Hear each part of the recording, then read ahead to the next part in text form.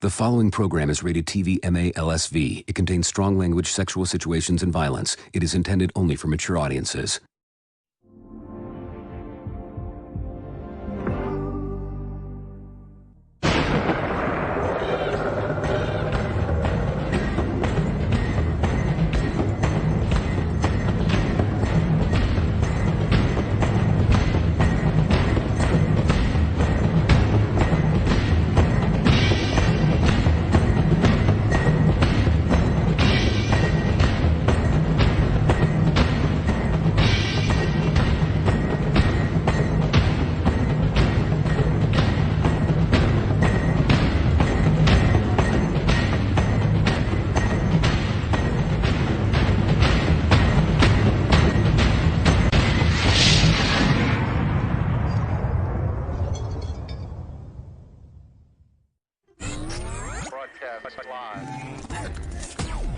Coming to you live. We're live. In front of an audience from around the world, where we talk about fighters, fighting, and events. Welcome to Fight World Live, where you can hear about the latest in the world of combat sports. Get ready to gear up and square up, because we are going live. And now, broadcasting live. We will broadcast live. This is Fight World Live.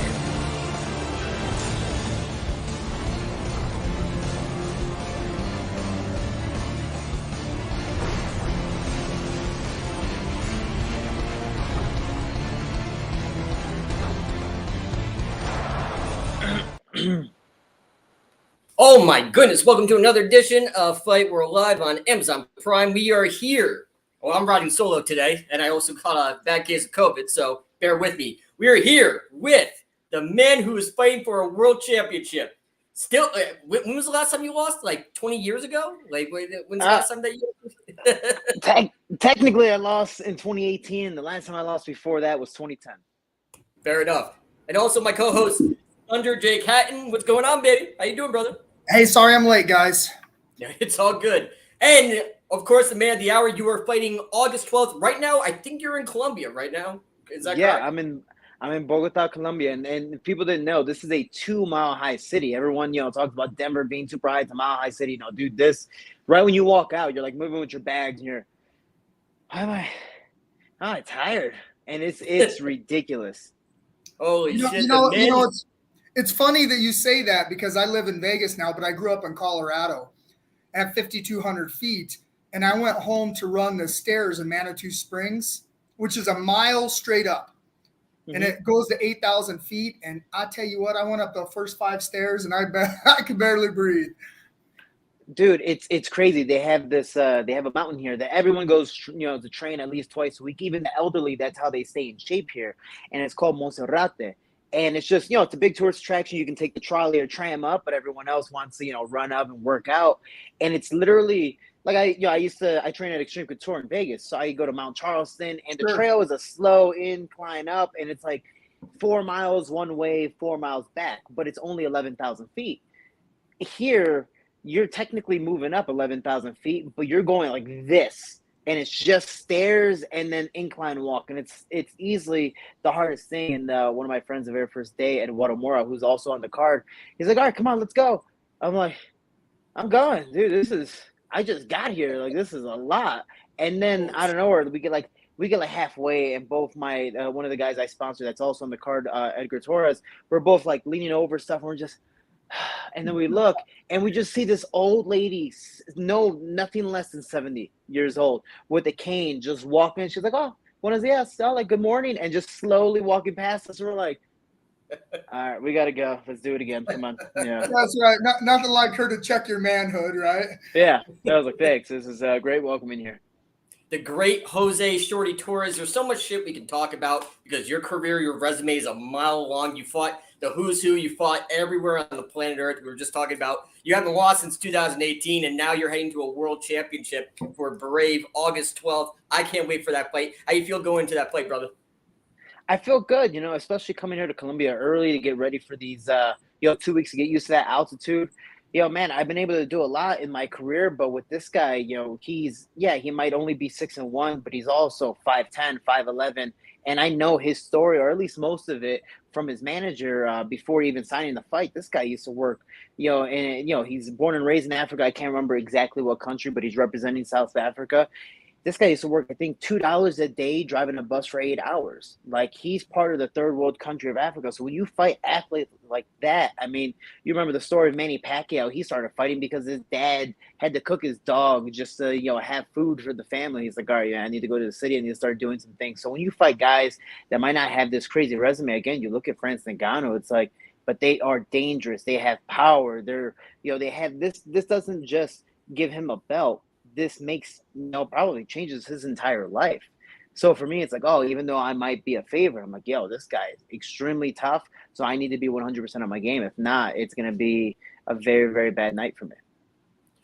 And what's your game plan going into the fight? Especially because, once again, you're fighting someone that is hungry, that is driven, that obviously comes from rough beginnings. And you also come from rough beginnings yourself, and you had to work and grind to get to where you are today. And, what's the strategy going to a fight with a guy that is going to be fighting to the death to try to beat you? Yeah, we definitely have all of our own stories, right? But for me, man, in my neighborhood, it was very normal to have gangs, drugs, violence. So it was kind of like, oh, you too? All right, yeah, your dad's doing this, or your mom's doing this. I'm like, yeah, that's kind of the usual, Right it's down, a baby. normal thing. But Yeah. for Nkosi in the belly, he's very tall, he's very long, he's a Israel Adesanya type of body length. He's a striker. Again, it's a very, let's look at Israel Adesanya. He's a very technical striker. He hits very hard. He changes it up. And he hates being on the ground. And when he is on the ground, he immediately is trying to pop back up and not waste any time. And that's what I expect in this type of fight. But when you look at, for me, even though I'm a wrestler at heart or a judoka at heart, I want to bring the fight down to the ground and implement some ground and pound. I'm a Justin Gaethje style guy. Like, I have all these accolades on the ground, but I want to fight. I want to stand and bang. I want to make it an entertaining matchup for all these guys. And I don't want to make it I don't know if you guys remember the old George St. Pierre where he had like 3-4 fight, decision winning streak where he just kind of laying and praying on people, even though it was smart and he was winning. It's not the most entertaining thing in the world. So I want to make it an entertaining fight, but this guy keeps distance really, really well. And because of how long he is, I have to implement different types of takedowns. I can't put my head down on the ground. If not, he's going to knee me. He's going to kick me. He's going to be able to get those shots in a lot easier. So I have to be able to implement some types of takedowns that involve a clinch. The only problem is he's also really good at Muay Thai. And because of that length, it causes a lot of danger. So hopefully with my experience and everything that I have in my game plan, I'm able to implement the goals that I want to implement and, take them down and use that to my advantage.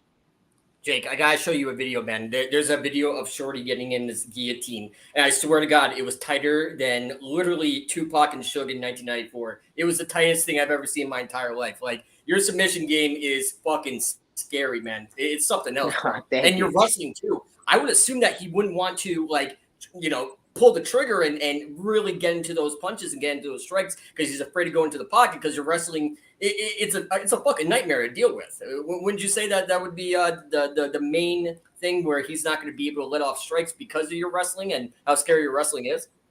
The one thing I look at it, especially now being a sports analyst for Titan FC and breaking down fights as a fight commentator, it's like, if I was going to look at the tail of the tape, I believe the person who walks back in this fight is going to lose. Whoever has the center of the cage is going to be the dominant one because we were both aggressive fighters. I'm fine with moving back, and so is he, but our game is walking forward. It's like Donald Cerrone back in the day. That guy, anytime he walks forward, you might not get knocked out, but dude, you're going to take some hits and you're going to get beat up. But anytime you're able to put him on his heels, he was a very different athlete. And I believe when Nkosi in the belly, he's very aggressive. With myself, I'm very aggressive. So it's going to be like a clash of the little guy, the big guy, Joseph versus Goliath. And whoever gets in the middle and is able to keep the middle is going to win the fight. But if he's too aggressive, I can get a hold of him. But if I'm also not smart enough, I'm going to take a lot of shots. Fair enough.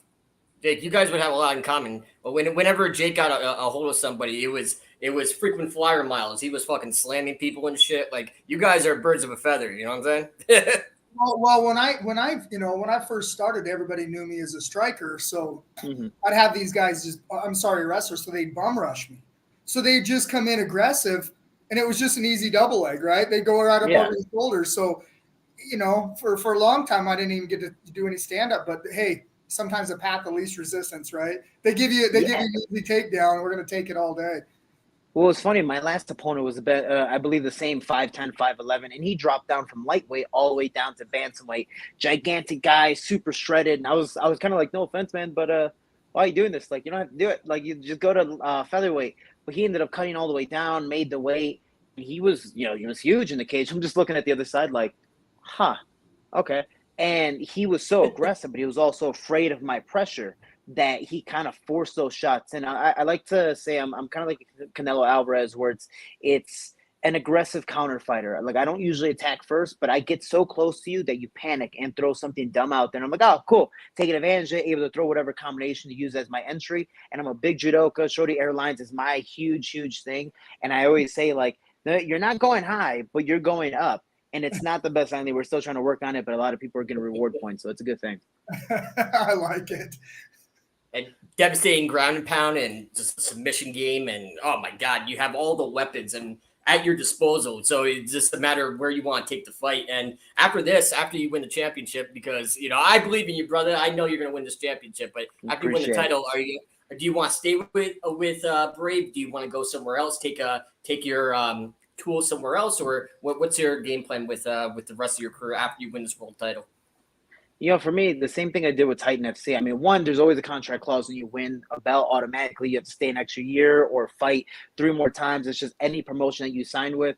But for me in general, Brave's taking care of me, especially after the UFC. They're giving me the respect and the appreciation I'd expected from, the most popular promotion in the world at the UFC. And I get paid a lot more than what I did in the UFC. So for me right now, I'm going to be a part of Brave. They respect me. I want to keep on defending my belt. Plus, man, I'm not saying you're not a champion once you win the belt, but I feel like you're not a real champion until you defend it and go, hey, I am the best in the world. I won it. Great. I'm happy I reached this peak, but I think a real champion is the one that defends it. And I believe I'm actually quoting Holly Holm on that one.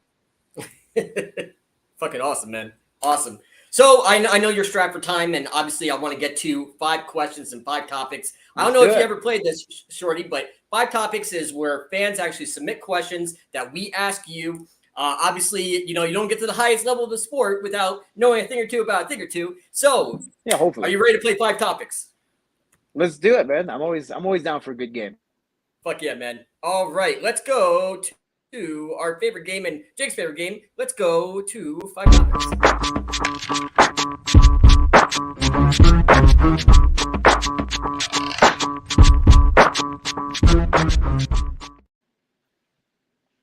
Another Mother, are you ready for topic number 1?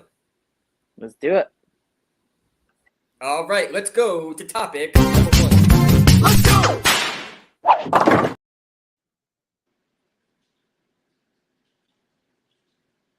A lot of stuff is going on with in combat sports. And somebody asked, what is your opinion? Who wins between Jake Paul and Nate Diaz? What say you, Shorty Torres? Man, with the Jake Paul fights, I always feel like they're fixed. I always feel like there's some type of contract clause that you can't really start trying to a certain round, that it needs to be extended for the fans. And then after that, whatever happens, happens. But in general, I do want to give some credit to Jake Paul and just the Paul brothers for, one, being able to do stuff like this, because that's phenomenal, make a ton of money. And then 2, man, they're training their ass off just to be able to like stay toe to toe. Anderson Silva, Tyron Woodley, Floyd Mayweather, all these guys, Tyson or what's his name, Little Fury. Man, I just feel like Diaz doesn't care. He's like, I'm obviously gonna win money, and I'm not gonna let this fool knock me out. And I also, I get whatever's in the contract, but no, I'm gonna knock him out, and then I'll pay whatever fine I have to give some of that money back. Because no, that's my pride on the line, and I'm Nate Diaz, and I ain't gonna let that happen. So I believe Nate Diaz is gonna try 100% on trying to knock him out, and I believe Andre Ward would actually talk very highly. If people don't know who Andre Ward is, multiple-time world boxing champion, he would talk very highly of Nate Diaz and say, this guy got hands. So I believe Nate Diaz is gonna win pretty easily by knockout, but I feel like he might draw it out a little bit. Jake, you had to see the face-to-face in the press conference. Like, Nate Diaz is not playing towards any of his game. He's high as shit. He's baked like a Christmas cookie, like walking off stage and shit. It's the greatest hype ever. Like, Nate Diaz is like, fuck this shit. Whatever. Like, Dude, are they still fighting in Texas? I think they're fighting in Texas.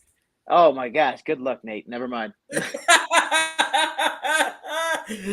Jake, what say you? Who do you think wins this fight? Jake Paul or Nate Diaz? I'm curious, and you guys know this.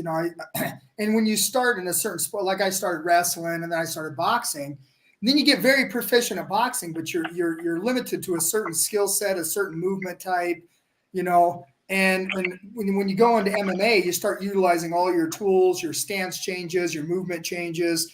And the last time I went back and boxed with all my young little Mexican fighters, they tore me up because, I'm thinking about knees and everything else. And it's just the question is how fast can he shift gears to strictly boxing? Learning how to tie up, because that's where Conor really struggled with Floyd is he didn't know how to tie up. He didn't know how to hang on him. He didn't know how to do all the little things that takes forever to box. So I like what the Paul brothers do. And I know Jake fights tough. And I think if he doesn't get Nate's attention early with that big right hand, or it's going to be a long day because we know Nate's going to walk right through, like you said, and pressure. So this is a tough one. Like I said, I think Jake's got to get his attention early. If he does, it could get lopsided. But if he doesn't, man, Nate's going to make it a long, ugly, grueling brawl. And we all know how that ends. I'm more interested in the Shorty Torres fight August 12th. We might fly to Colombia. I mean, the food's great. The weed's purer than an episode in Full House in the 90s. I mean, we got to go to Colombia and watch Shorty Torres fight. I'm more interested in that. Let's not forget the most beautiful women in the world. Yes. Oh, I can tell you, dude. I'm on so it kind of sucks because I don't know how to drive a motorcycle. So everyone here, they're driving the motorcycle, and I'm just in the back, kind of holding on, and I'm enjoying the scenery, and I'm almost like breaking my neck. I'm like, God damn! Oh my god! So sorry. It was just like, I was like, man, I gotta come back. This is great. Oh yeah, and the food, yeah, the food. Yeah, and the food, All right, Shorty, how many girlfriends you got in Colombia besides all of them? Come on, ballpark figure. How many girlfriends you got so far? In Colombia, see, that's a really good question because if you say worldwide, that's like I need to figure this out because I'll 100% be like, all right, I got a couple in Las Vegas, I got a couple in Chicago, I got a couple in the different countries. So I travel a lot. There's nothing I can do about it. I travel a lot and I'm single. Why not? Let me enjoy myself. And I don't believe I have any kids, but they'll definitely be spread across the world if I did. But in Colombia, let's just see how my fight goes, and then from there it'll depend on how many decide to stick around. And remember, ladies, you can't be Shorty Torres' first, but you can be his next. I don't know. I was like, you can be my next. I don't know my last. You could definitely try. Like if you were trying for that effort, like honestly, I'm gonna highlight it. I'm like, all right, she's a keeper. I'm keeping her for next time, and just going from there. Right, side piece. We can marry her. Yeah. Yeah. Fuck yeah, dude. Are you ready for topic number 2? Let's do it. All right, let's go. Topic number 2.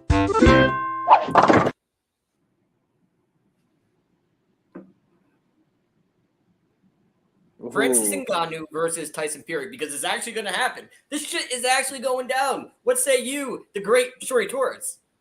Man, if it's, and I know it's 100% just boxing, I'm going to go Tyson Fury just because he's long, he's smooth. I believe he's actually taller than Francis Ngannou. He's definitely longer. And, I mean, you look at his boxing style, especially against Wilder, stylistically, Wilder and Ngannou, I would love to see that fight more just because it's just two brawlers. Whoever lands, they're going down. But when you see Tyson Fury, it's not that he's very stylistically very similar to Muhammad Ali and be able to do this, do that, stick and move, but he can also take a shot. This man is like the Undertaker when he fought Wilder the first time. It's like, it's over. Down and over. He's just like, you're like, what the fuck was that? Like, yeah. Yeah. And does anybody hit as hard as Wilder in the heavyweight division? That right hand is a cannon. And as well, when it comes to boxers, like even if we're the same size, for some reason, and obviously I wouldn't even say for some reason, but because they practice this and I would expect it, boxers hit so freaking hard. And you're like, dude, you're smaller than me. What the hell? But they know how to crack. So I would give 100% Wilder the credit that he can punch harder and definitely, if not, for sure, more technically sound than Francis Ngannou. But, and there's always that big but, because Francis Ngannou has that one-shot knockout power at heavyweight, if he lands, that might be game over. But I'm going to go with Tyson Fury. And you're in Colombia, so you know a lot of things about big butts. You know what I'm saying? And yeah, trust me, I've been breaking my neck. It's a good stretch. All right, Jake Hatton, what say you? Francis Ngannou versus Fury. What say you? Does Francis have a puncher's chance? Nah, I agree with you guys. I no. I mean, yes, but no. I mean, because I think Fury is one of the best fighters we've ever seen. I mean, his, like you said earlier, his movement, his speed, his combinations, his distance management. I think he'll sit back and piece him up. And and Francis is very powerful, but it's not very pretty sometimes. And I don't know if you're going to get that done charging and a guy like Fury. I don't think this fight's even close unless he wants it to be. But yeah, I think Fury runs away with this one pretty handily. Fair enough. So we all three agree. Are you ready for number 3, good sir? Let's do it. All right, fuck yeah, let's do it. Number The queen has been number 3.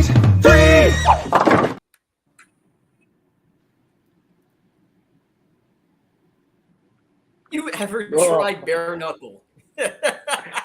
You know, what's funny is that like I know the owner, I know a lot of the people that are invested in the company. They're like, dude, we got some good fights for you. We'll pay you a lot of money, this, that. And I'm just like, oh man, I get scratched and cut up already, and this is just with MMA gloves. I can just imagine the shots I would take in bare knuckle, and not saying that I'm afraid of it, but I always say if I ever am gonna do it, either man, my MMA career is already gone to shit, and I'm like, screw it, I need a payday, or I'm like, man, this is a lot of money, fuck it, let's do it.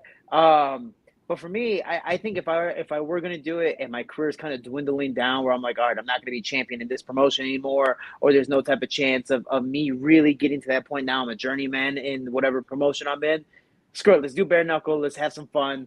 I'm a boxer at heart. And plus, I've coached people in bare knuckle get ready for their fights. And I'm just like, man, why don't I do this? I'm pretty damn good at this. No. And so for me, I want to accomplish my goals first, and then maybe. So I'm gonna leave that. I'm gonna leave that there. It's kind of like the Colombian woman writing down the notes, where it's like, no, I'm gonna come back to you. Your possible opportunity later on down the road. So I'm gonna go 50-50 right now. Towards the end of my career, I can definitely do it. If you do decide to do it, if you need a staff that someone to hide the bodies, someone that can actually like dig up the holes and hide the bodies. If you decide to go up bare knuckle, you're gonna need that staff, those grave diggers. So I'll be more than happy to put in my resume. I only charge by the hour, and I mean they pay really well, so I'm gonna have the money to afford a couple other people, so it kind of works. So I appreciate the resume. I'll see how much I can pay, and we'll kind of negotiate here. Fair enough. Jake, would you like to see Shorty Torres do bare knuckle? I know you were gonna do bare knuckle at one point in time. So yeah, I was gonna do the inaugural, but the guys that own the show, let's just say sometimes contractually they're trying to figure out how to run their organization. So I'll leave it at that. But no, I'm kind of the same way. It's one of those things I kind of wanted to do one time just to say I did it. But it's such a bloodbath. But it was your answer was fantastic. So yes, I want to see you do it, but let's wait and let's have you ride your championship wave before we see you in bare knuckle. Fuck yeah, dude. All right, are you ready for topic number 4? We got 2 more to go. Let's do it. All right, fuck yeah, let's go. Topic Question 4.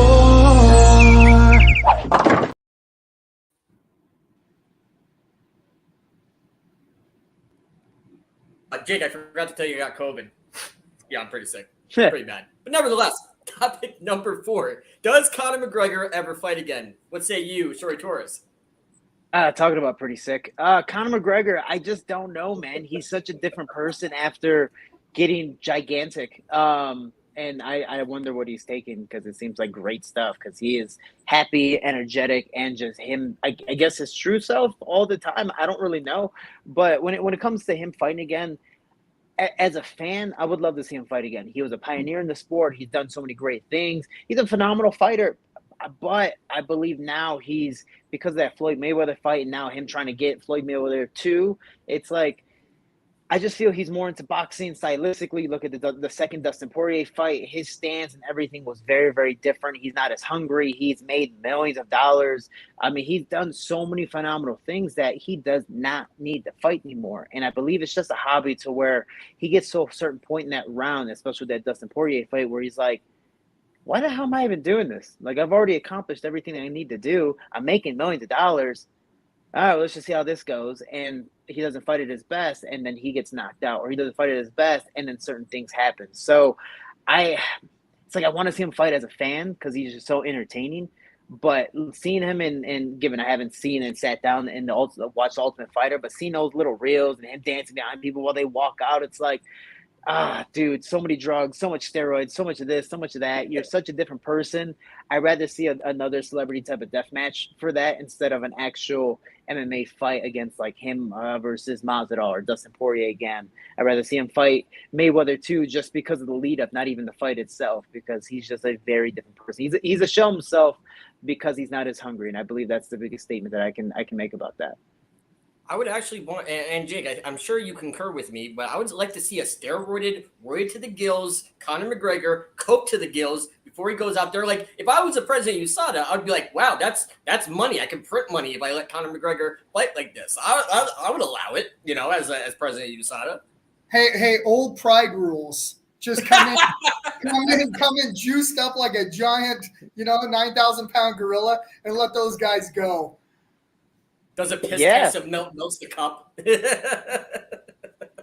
Dude, and that's the crazy thing is that, like, besides him being juiced up, he's, from what I've seen, again, I'm just speculating here, as I believe we all are, but I believe he is coked out of his mind. He probably has more cocaine than I have probably here in Colombia, and he is just doing what he needs to do to continue to be famous, and that's awesome. But man, he is just, when it comes to like given no one teaches us to be rich and famous and stuff like that. So he's, obviously doing the best he can, but I'm like, he's never getting in trouble. He's doing what he wants. He's such a different person. And it's like, it's just a complete flip.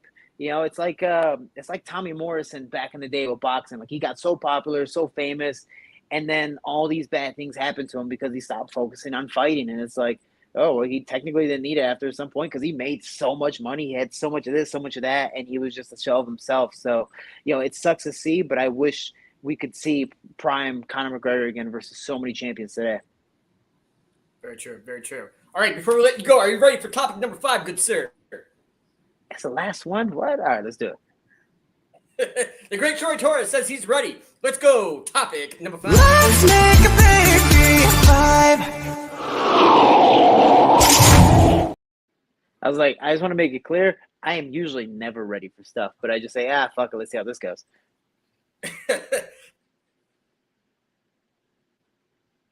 Number 5, what is one fact nobody in the world knows about you that you can reveal on this show? One fact. What is one fact that nobody knows about me? Oh, man.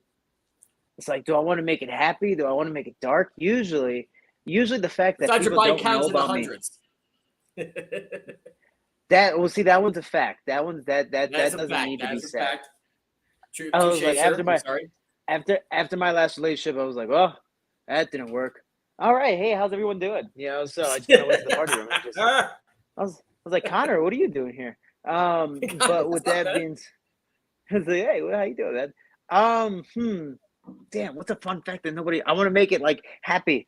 I'm trying to think. Because we want something juicy. Give us something good. Oh man. Okay. I have a really, really funny story. How about this one? Okay. You guys have ever shit yourself? Unfortunately, yes. Yeah. X-Lax and wrestling. I shit my singlet. Yeah. All right. And I was about to say, you guys being wrestlers, like, that shit happens literally. But I've had my fair. I've had my fair share. Like, did I shit myself? Fuck. The funniest airport shitting story I've ever had. So, dude, I had such bubbly, like, just massive, bubbly, juicy, watery diarrhea.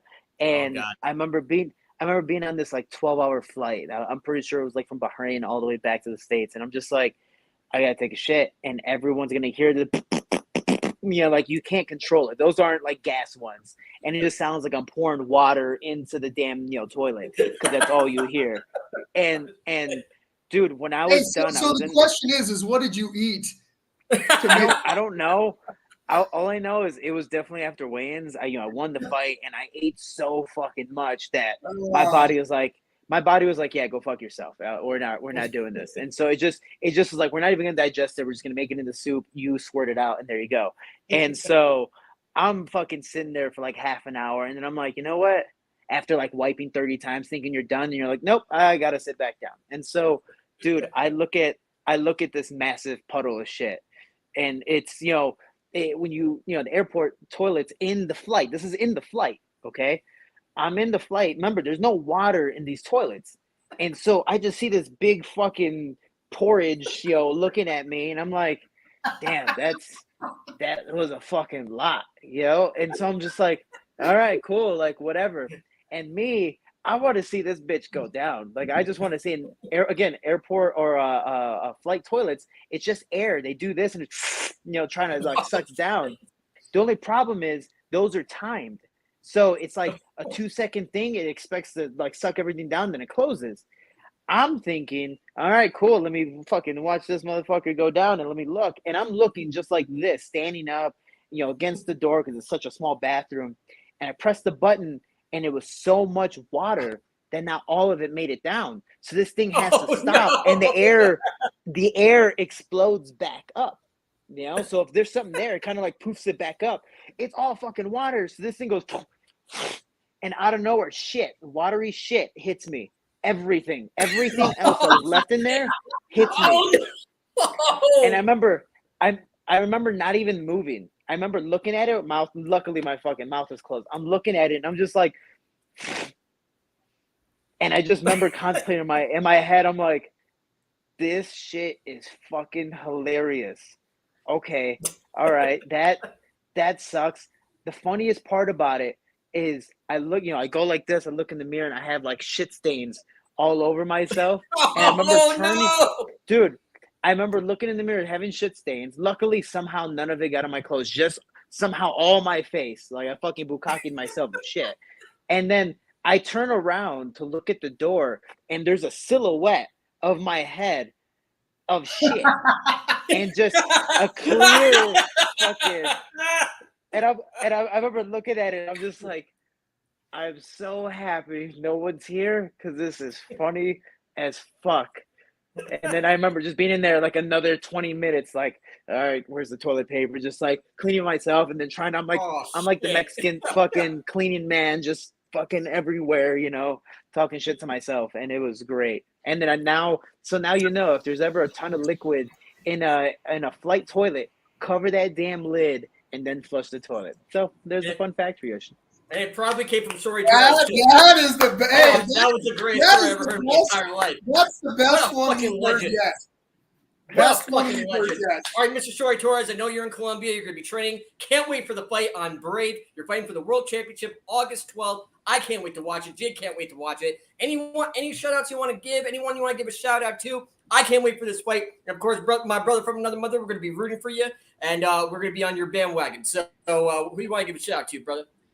Man, I just want to say I appreciate all love and support from everyone. You guys interviewing me, everyone just being a part of this. That's why I always say we can do well together. We are Team Shorty. 2, I do want to give a shout out to you guys because that was one of the best intros, like of just the recordings and all this stuff. I was like, yo, what show am I on? This is dope. Like, this is really, really cool. So I appreciate a lot of fun with the questions as well.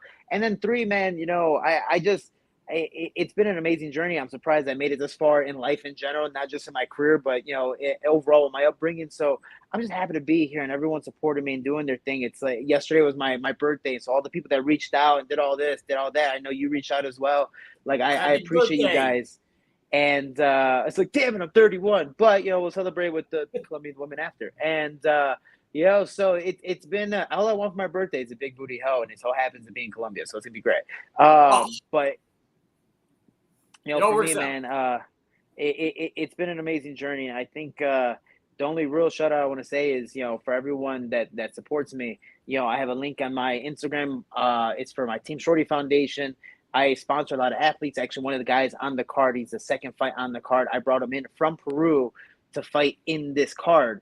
And it's 100% of my sponsor money to be able to do that because people buy my t-shirts, people do this and do that. So if you buy my merch, 100% of the proceeds goes to my foundation. So it can help not just kids, but teenagers and young adults get a second chance and an opportunity at life. So I appreciate all the support, man. And just thank you for all the fun. Fuck yeah, man. You are a legend inside the cage, outside the cage. We're going to be rooting for you. Team Shorty all the way. Jose Shorty Torres, we're going to be rooting for you August 12th. Thank you very much for coming on the show, brother. Happy I belated appreciate you guys for birthday. having me. Happy Thank you, birthday, brother. I appreciate you guys. Take care of yourselves. Take care. That was Shorty Torres. He's got a big fight coming up. I can't wait to watch it. That guy, whoever he's fighting, is in deep, deep trouble because that guy's a fucking animal. Yeah. He's got a good head on his shoulders, you can tell. So I like that. Yeah, it's such a class act too. I mean, he whenever I ask him like to come on the show and everything like that, I try not to bother him because I know how busy he is because he's commentating, he's doing all this media stuff. He does so many charities, so much work for the community, especially Chi-Town. Like I never want to be a bother, especially when I see secondhand I see how busy somebody is. But it's always cool to catch up and say how appreciated they are, and especially me being a fan and him being awesome, it's always cool to catch up with him and have a conversation with him. So Yeah, you shouldn't think that way though, because he's an appreciative guy, and most guys, we get pretty good traction with this show, so we get a lot of viewers. So hopefully, it can help us. It was really fucking cool what he's doing with this fighter. Bringing his fighter on, passing that on. So maybe we can get him some more money for his shirt and for his fighters, and give other fighters opportunities. So yeah. Yeah, we definitely gotta plug his. I'm gonna message him after this and see if we can plug his foundation. See if we can get some money in the pipeline. And he does so much work for the community of Chicago. Yeah, tell him to send us some shirts, and we'll wear them on a podcast to promote. Oh, that's a good idea. Well, we'll promote his foundation. Yeah, it's good idea, great, man. Well, those are great causes. You know what I mean? Because at one time somebody gave me something when I didn't have money to train. And I always try to give my young fighters, gear, extra gear you're not using. Because they appreciate it so much. And we know how that is, Yeah, fuck yeah, dude. Absolutely. So, Jake, are you ready for the nerd fact of the week? I didn't even think of anything because Gabe was not going to be on here. Well, we got to talk a little UFC, too. Oh, yeah, that's right. The Bad Motherfucker belt was given out. We had a winner. Yeah. Holy shit. That amazing fight. And I didn't think Poirier was going to get dropped. Holy shit. So my cuz, shout out to Matty, he hits me up and he says, "Hey, I'm dropping $5,000 on Justin Gaethje. What do you think?" And it's always hard to give advice when somebody's betting that much money. But if you look at my breakdowns and the pre, I like Gaethje a lot, what he's doing, because it's hard. And I said it in my breakdown, but it's hard for fighters to shift gears this late in their career, because what made him great sometimes when you get away from that, let's say brawling style or craziness, sometimes when you get away from that, that's what made you what you were. And when you lose that, so the fact that he started shifting gears in the last couple fights and truly controlling his brawling style and strategic pinpointing, I had him winning in round 3 or 4, but I don't think anybody in the world saw a massive head kick. I don't think anybody saw that one coming. No, nobody saw that coming. You could have been a blind chicken porno and you never saw that coming, baby. I mean, Jesus Christ. That head kick was brutal. I got like a secondhand concussion just watching that head kick. That was devastating. Fucking devastating. I'll tell you, that one impressed me, but what I think impressed me the most, well, one of the things that impressed me the most was Alex Pereira. The fact that Jan took him down, had his back. Jan's a legit black belt, and couldn't submit him. And he fought through the entire time, fought through that first round with Jan on his back, and man, that was impressive. Yeah, you know what's impressive too? That I got COVID over the weekend. I'm dying here. Does that even exist? Man. Does COVID even exist Yeah, anymore? this is like the third fucking time I got it. Like I have a fever. Like I have a fever, trouble breathing, headache, sore throat. I lost my taste. I started listening to Nickelback. Did you take all 14 jabs that they want you to take? I took all 3, motherfucker, and like all I did was grow a third testicle. My fingers started melting off and shit, and didn't do anything. I got COVID 3 times, and now I'm that asshole that has like some mutant fucking vaccine in me, and I can't. Like I'm out of breath. I can't even say dad jokes. I'm not even that clever anymore. Like I lost my step. I lost my winner edge. I'm fucked. I wish Gabe was here. I wish Gabe was here because we'd be hammer on you. See if you changed your mind about slap boxing. Maybe that was COVID. I know exactly what Gabe would say. Oh, you got COVID? What a pussy! What, your COVID's gonna take you out, you little bitch? I know Jake would. I know Gabe would be here and just fucking busting my balls, like hammering it down. Oh, you got COVID? Oh, you're sick? Oh, boo hoo hoo! Like he would be rubbing it in. You know what I'm saying? Like this, hardcore rubbing in that I got fucking COVID. That's too funny. Okay, so let's hear the nerd fact of the week. Let's go. Let's see if I get this one. I'm having some serious brain fog, so I'll do my very best. Ladies and gentlemen, let's go to the nerd fact of the week.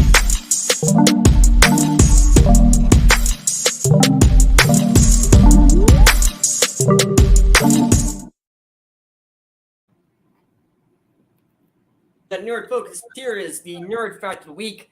Jake, I have a question for you.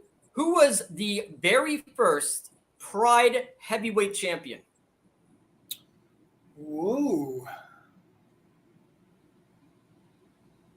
Oh, this is...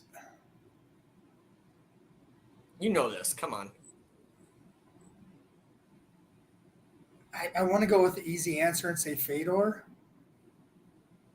No? No, sir. Give me a hint. Brazilian. Oh, Nog? With Big Yes, Nog. Big Nog. Big Yes. Nog. Yes, thank God. Yes. Big Nog defeated Heath Herring by decision November 2001 to win the inaugural. Yeah, and I knew that one. Heath is my boy, too. So, yeah, that was How's Heath doing? We have to get him on the fucking show. I would love to catch up. You know what? I'll give him a call. The last time I talked to him and his dad were doing tons of land deals and a bunch of real estate out in Texas, and he's killing it. He's a character. I would love to catch up with Heath Herring. Getting him on the show would 6 to midnight. You know what I'm saying? I'll give him a call. I would love to get him on the show. Yeah. Fuck yeah, dude. My hero. Yeah. All right, boys and girls. That was the Nerd Fact of the Week, brought to you by our good friends at Nerd Focus.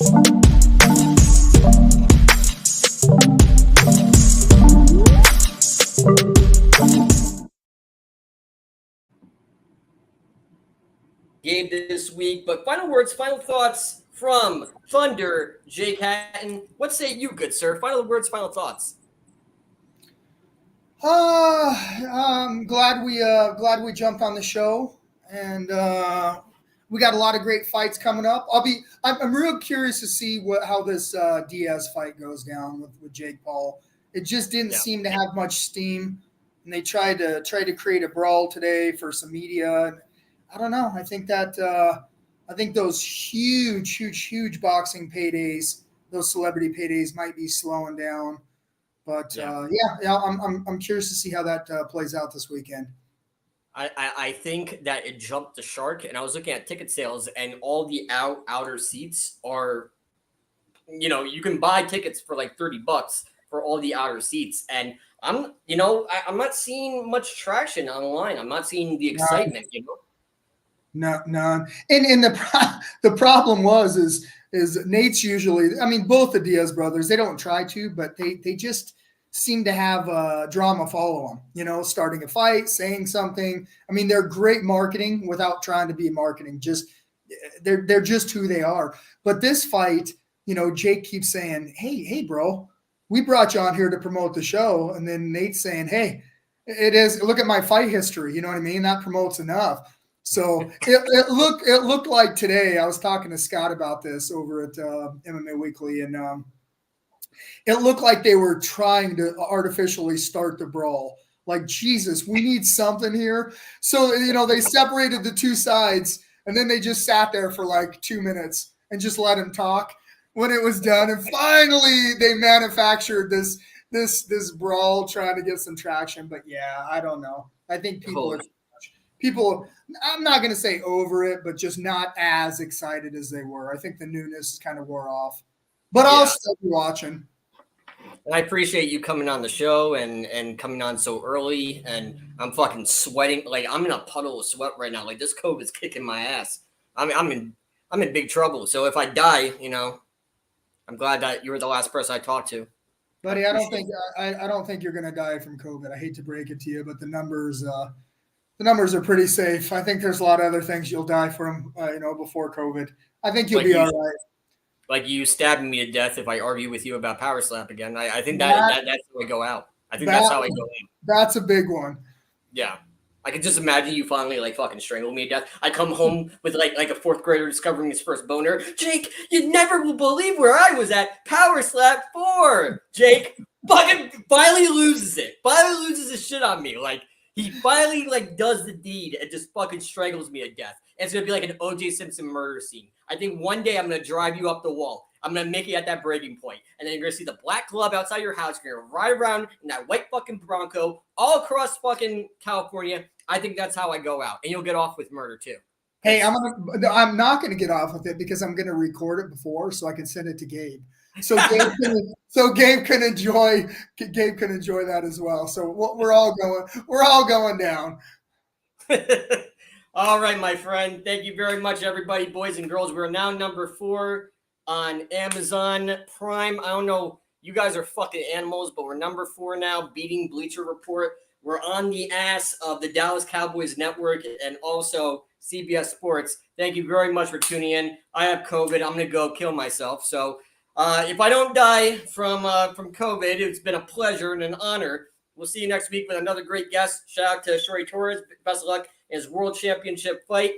This is Thunder Jake Hatton, at one point in time considered one of the best fighters in the world, and he's number 1 in your hearts, Jake Thunder Hatton. And I'm David Potter, signing off from Fight World Live on Amazon Prime. We'll see you tomorrow for the Weekly Bust. Peace.